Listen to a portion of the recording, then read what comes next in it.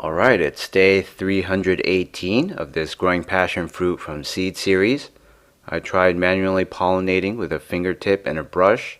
I just watched the first YouTube video in a generic search on how to pollinate passion fruit flowers manually.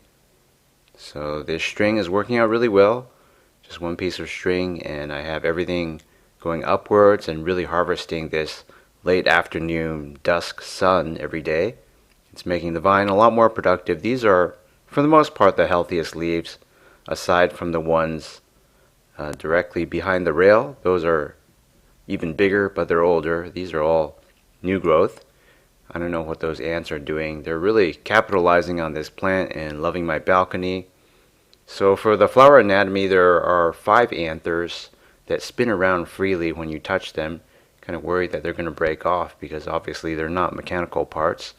So I'm getting the pollen from the undersides of those free spinning anthers, and I think one of the stigmas here is broken off of its style. So flower anatomy is complicated. It's one of those things you might learn in college biology or high school biology, and then you'll just forget and look it up every few years, only if you have a reason to. But basically, yeah, there's 5 anthers, 3 stigmas. Everything's from the underside. The ants do nothing to help pollinate these, as far as I can tell.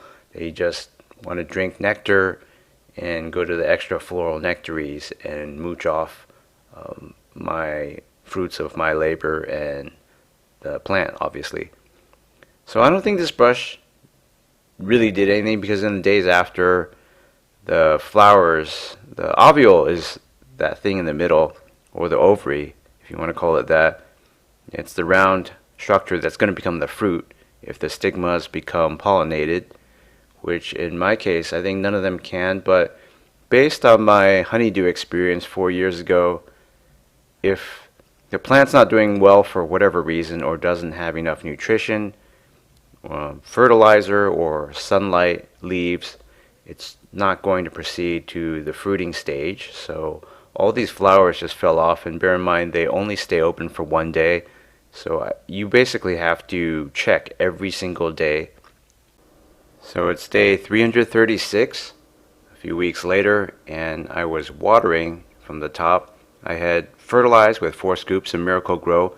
I have a suspicion, I think that ant's carrying an egg for its species. I haven't seen a queen. Probably wouldn't know what a queen looks like for this species. Not that familiar. I don't even know what this ant species is. They're harmless, they don't bite. They just mooch off the extra floral nectaries of this plant. Water is very brackish, despite me doing a complete flush and 2 siphonings 2 days ago. So it's a lot of work.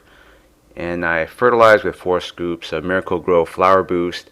It's obviously not toxic, as many people believe, because for such small animals, any amount of toxic material would seep into their bodies and affect them immediately. They wouldn't be interested in this pot or alive if that were the case. So they have nowhere to go. They can't go into that effective moat of brackish water down there.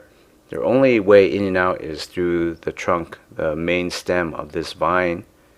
So I just wanted to keep you updated on the status of this series. It's definitely going on. I want to do some more flushes and siphon the waste away and fertilize again to nurse this plant back to health. I don't know if that will involve having to add hydrogen peroxide again to try to kill these ants, but I think hydrogen peroxide may oxidize and neutralize some of the reagents in the chemical fertilizer. So that's it. I don't have any fruits and I need more flowers.